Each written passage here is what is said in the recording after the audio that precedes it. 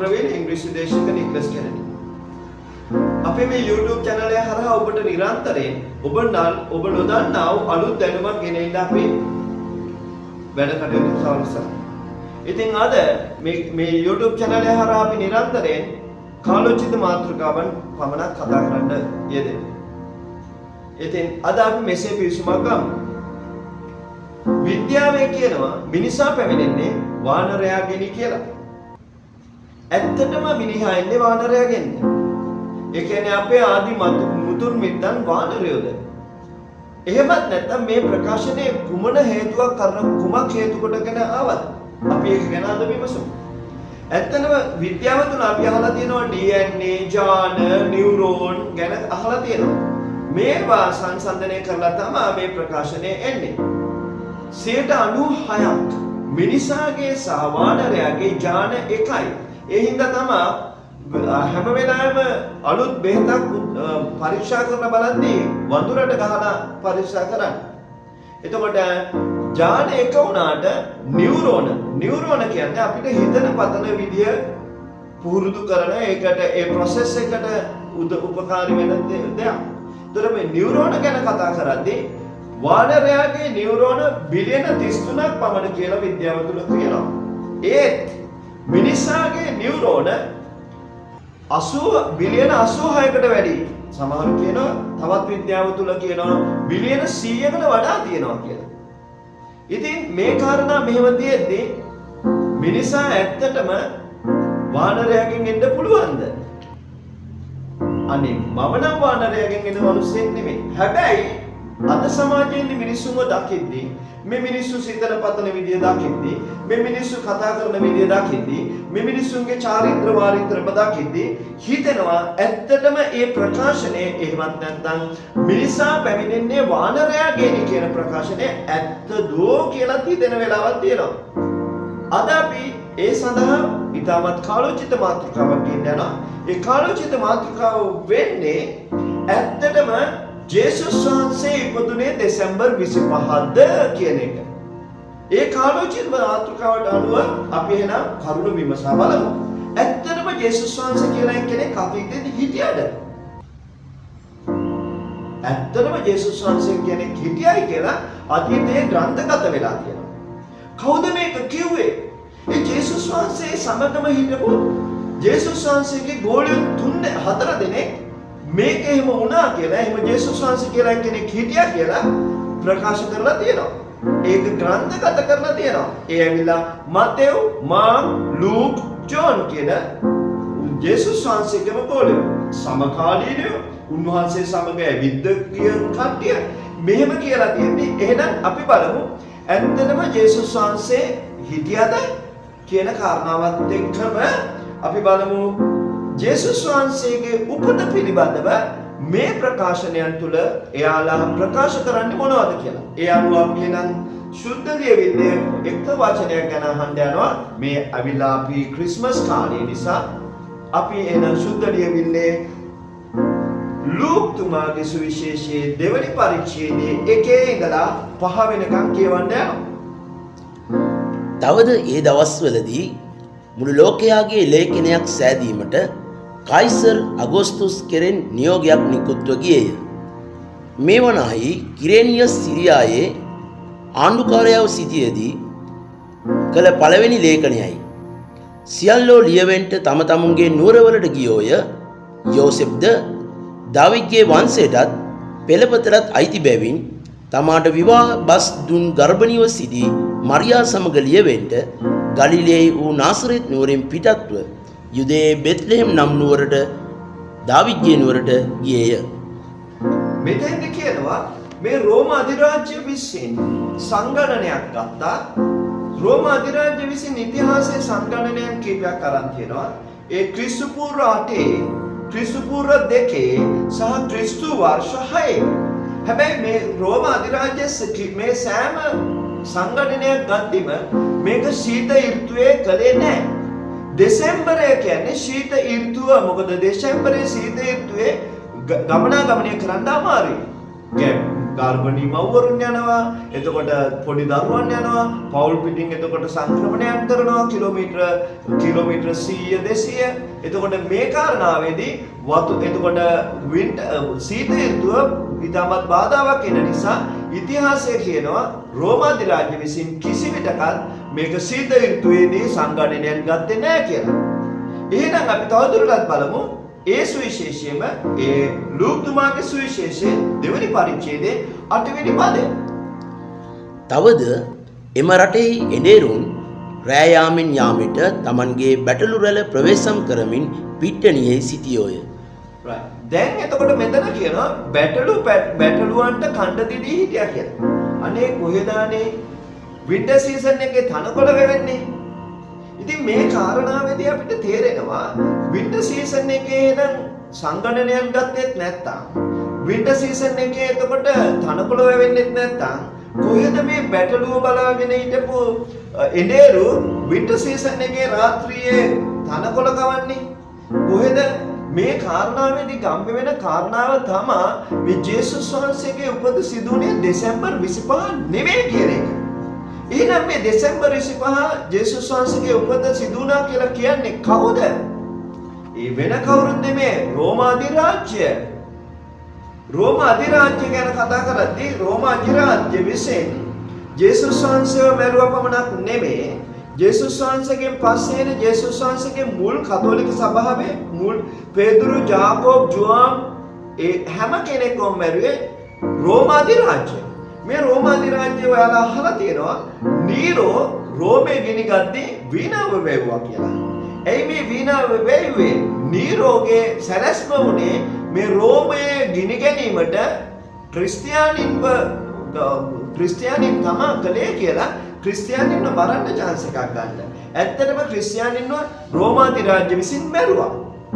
ඒකේ තමයි ජේසුස් වහන්සේවත් මැරුවේ රෝම අධිරාජ්‍ය විසින්. ක්‍රිස්තු වර්ෂ 312 දී ඉතල කොන්ස්ටන්ටයින් කියලා ඔයාලා අහලා තියෙනවා එම්පරර් කෙනෙක් එනවා.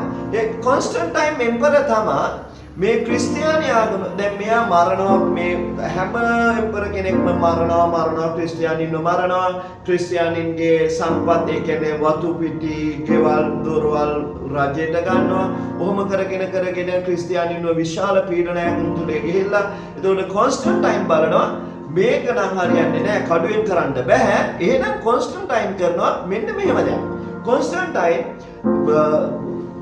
රෝම අධිරාජ්‍යයේ ඔෆිෂල් රිලිජන් එක හැටියට රෝමානු කතෝලික ආගම නම් කරනවා. මේ රෝමානු කතෝලික ආගම නම් කරන කාලේ පාවුලු ඒ රෝම අධිරාජ්‍යයේ පීඩනයන් එන අතරතුරේ මේක එක දවසකින් මේක ආවේ නෙමෙයි. එතකොට මේ කාලේ පාවුලුතුමා මෙන්න මෙහෙම කියනවා.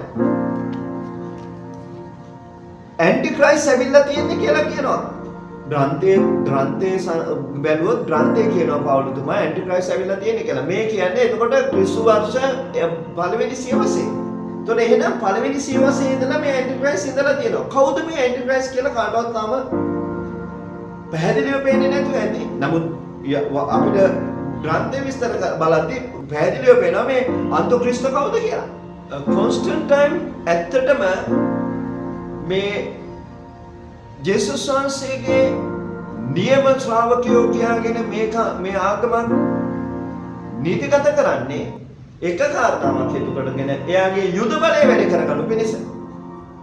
එතකොට ඒ වෙද්දී ආපස්සට අර ක්‍රිස්තියානින්ට හිටපු ක්‍රිස්තියානින්ට ආපස්සට ඔවුන්ගේ ඉඩකඩම් සහ ආගමික නිදහස ලැබුණා. ඒ කියන්නේ කිසිම වෙලාවක යාලට පීඩාවක් ලැබුණේ නැහැ. හැබැයි මේ කාලේ තියෙනවා හිරුදෙවි වන්දනාව.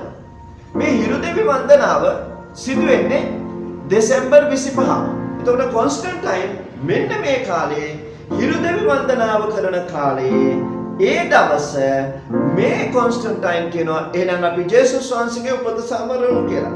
ජේසුස් වහන්සේ කොහොමද වින්ටර් සීසන් එකේ ජීවත් ඉපදුනේ නැහැ. මොකද මම ඊට ඉස්සෙල්ලා කියපු කාරණාත් එක්ක එන දෙසැම්බර් 25 ඇවිල්ලා evil gods ළඟට worship කරන දවසක්. එහෙම නැත්නම් අශුද්ධ දේවාත්මයන්ට වැඳුම් පිදුම් කරන දවසක් දෙසැම්බර් 25.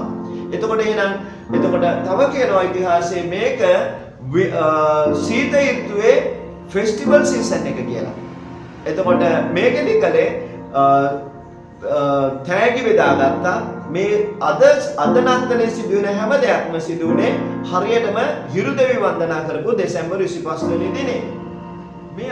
මේ අධිරාජ්‍යවාදී ආගම තවත් මොනතරම් අශුද්ධ ආගමක්ද කියලා පෙන්වන්න අපි තවත් ස්වාමීන් වහන්සේගේ ග්‍රන්ථයේම තියෙන පදයකට යමු. එහෙනම් අපි දැන් කියවන්න යනවා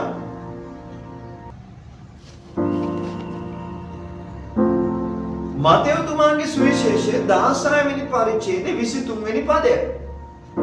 නමුත් උන්වහන්සේ හැරි පේත්‍රස්ට කතා කොට සාතන් මා පස්සට යව. නුඹ මට බාධාවක්ය. මක් නිසාද නුඹ මනුෂ්‍යයන්ගේ කාරණා මිස දෙවියන් වහන්සේගේ කාරණා කල්පනා කරන්නේ නැතයි කීසේක.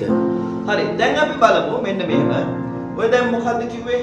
වචනය පාවිච්චි කළා පේතුරුතුමාට කතා කරන්න සාතන් කියලා. අපි දැන් බලමු මේ මම දෙලා තියෙනවා සාතන් කියන පදය. එතකොට මේ සාතන් කියන පදය මේ තයන්න මැද තියෙන තයන්න මම මෙහා පැත්තට අරන් යනවා. එතකොට මොකද්ද වෙන්නේ? සාන්ත කියන වචනේ එනවා. එතකොට සාන්ත සාතන් වෙනවා සිංහල භාෂාවේ. අපි ඒට එහාට ගිහිල්ලා අපි බලමු සාතන්ට අපි ඉංග්‍රීසියෙන් කියන්නේ සේටන් කියලා.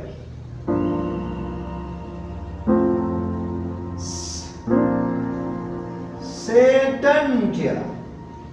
දැන් මේ සේටන් කියන එකේදී මම කරන්නේ මෙන්න මේ n එක මුලට ගේනවා. n එක ගේනවා මෙන්න මෙතෙන්. n එක ගෙද්දී වෙනවා SANTA.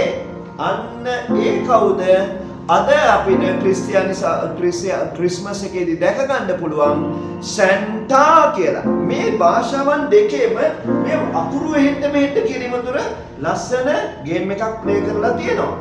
එතකොට මේක ඊටමත් ඩීමනික් කියන්නේ ජේසුස් වහන්සේගේ වචනයට විරුද්ධව යම්කිසි පදයක් වචනයක් කියවෙනවා නම් ඒක සාතන්ගෙන් කියලා හොඳටම ඔප්පු වෙනවා. මොකද හේතුව ජේසුස් වහන්සේ මේ ගහෙන් කන්න එපා කියද්දී දෙවියන් වහන්සේ මේ ගහෙන් කන්න එපා කියද්දී සාතන් ඇවිල්ලා මොකද්ද කිව්වේ? නෑ ඔබ මේ ගහෙන් කාපන් කියලා.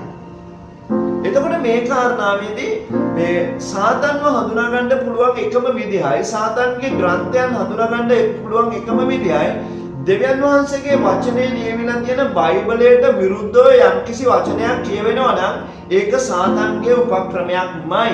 එතකොට ජේසුස් වහන්සේගේ සුභාරංචිය මෙන්න බලන්න මේ භාෂාවෙන් ගහන ගැහිල්ලා.